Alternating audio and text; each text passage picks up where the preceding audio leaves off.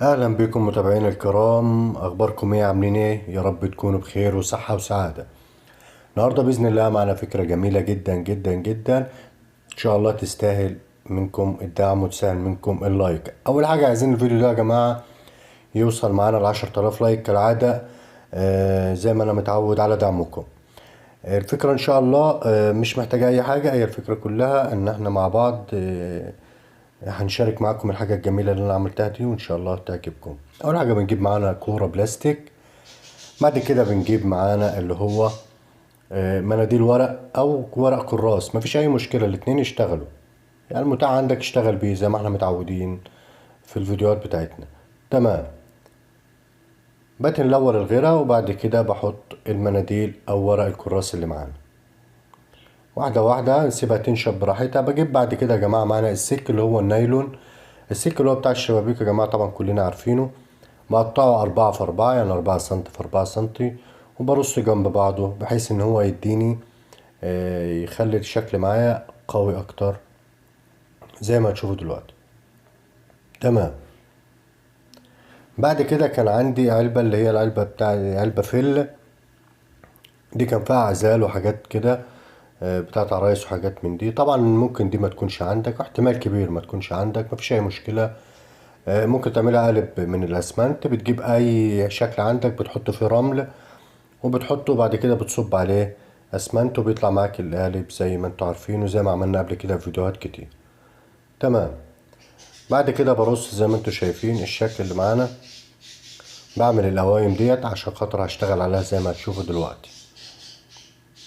بعد كده بجيب اسمنت صافي بدون رمل نهائي، عشان برضو تبقوا عارفين الفكرة اللي معانا النهاردة ما فيهاش رمل خالص، الشغل فيها كله اسمنت، بحيث ان الموضوع بالنسبة لكم يبقى سهل اكتر ومبقاش مكلف. تمام. بعد كده بدهنها كلها زي ما انتوا شايفين بالاسمنت الصافي. دي طبعا نشفت معانا، بجيب بعد كده الاسمنت الصافي وبدهن بعمل طبقة يا جماعة حوالي 3 ملي او نص سنتي زي ما تحب، يعني المهم ما تقلش عن 3 ملي عشان خاطر تبدأ تشتغل عليه. طبعا الكرة نشفت بتمتص معاك الاسمنت بطريقة كويسة، يعني ما فيها اي مشكلة. تمام. بعد كده بجيب معايا برضو قطعة من الفوم او من الفل، بدهنها نفس الموضوع بالاسمنت الاسمر اللي هو الاسمنت الصافي.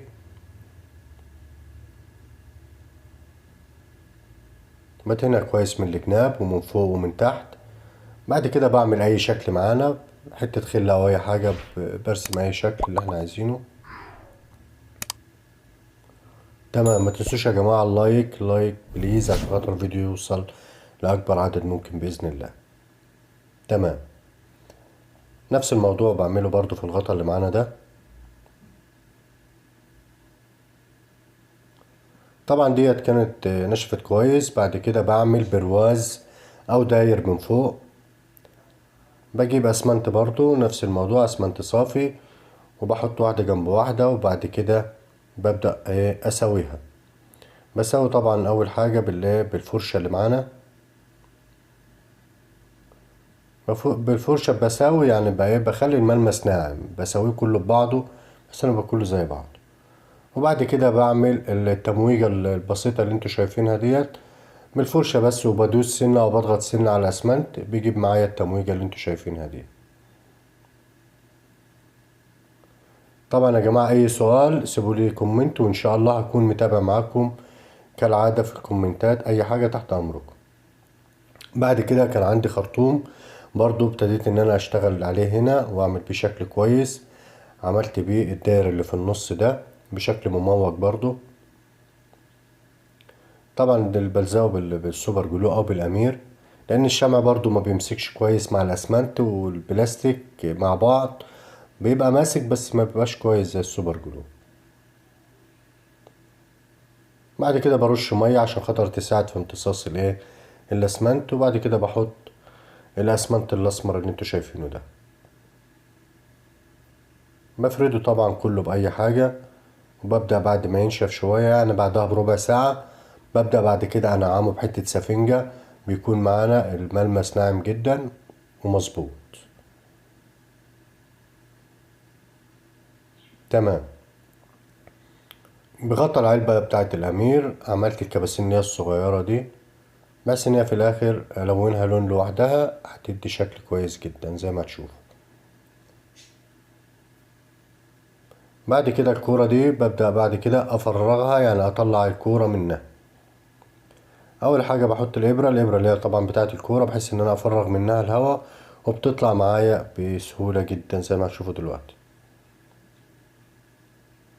طبعا يا جماعة احنا هنا معانا الاسمنت بالسلك اللي احنا عملناه على الكورة مع الغيرة، طبعا بقت ماسكة جامد جدا وقوية. تمام. بعد كده برضو بزودها برضو اسمنت من جوه، بحيث ان هي تبقى اقوى كمان. طبعا هو الشكل مش تقيل خالص، يعني هو خفيف خالص، مش لان هو واخدة الهيكل بس، ولكن هي قوية. بثبتها بقى على الغطا اللي معانا اللي احنا عملناه. بعد كده طبعا بفرغ الجزء اللي معانا اللي فوق ده. مش هتعرف تفرغ الجزء ده وما عندكش مثلا ميني دريل او اي حاجة، بتسيب مكانه وانت لسه شغال وهي لسه الكرة طرية، بتسيب المكان بتاعها، مكان الخرطوم اللي معانا ده. بدخل الخرطوم ده زي ما انتوا شايفين وخلاص، يعني بيخش بيطلع من الغطا من تحت وخلاص. وبعد كده بدهن الدهانات التشطيب اللي معانا.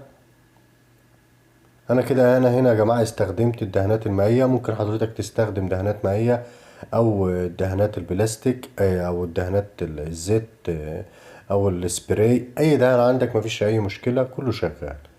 حتى انا هنا برضو استخدمت الصبغة بتاعت الاخشاب، بس المهم المادة اللي هتندهن في الاخر اللي هتحافظ على كل الالوان دي.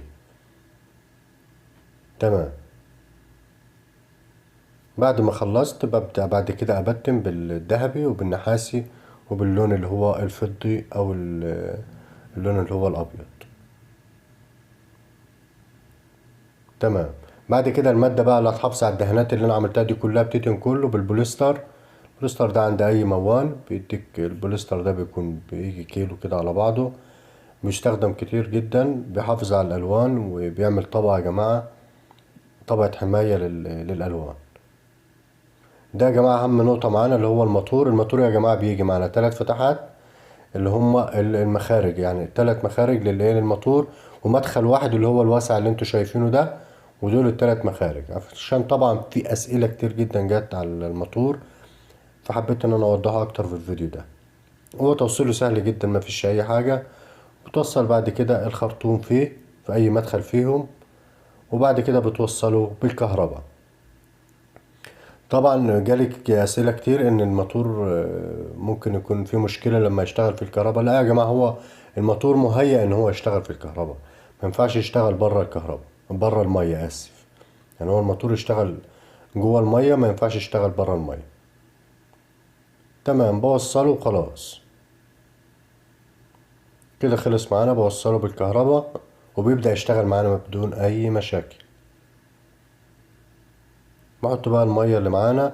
طبعا ممكن يا جماعة في الداير اللي انتوا شايفينه من الداخل ده احط مثلا فرع ليد اضاءة، يبقى جميل جدا، ولكن انا للأسف ما كانش عندي، كنت مستعجل عشان انزل الفيديو في ميعاده اللي هو يوم الجمعة. كل يوم جمعة بإذن الله بينزل الفيديو. تمام.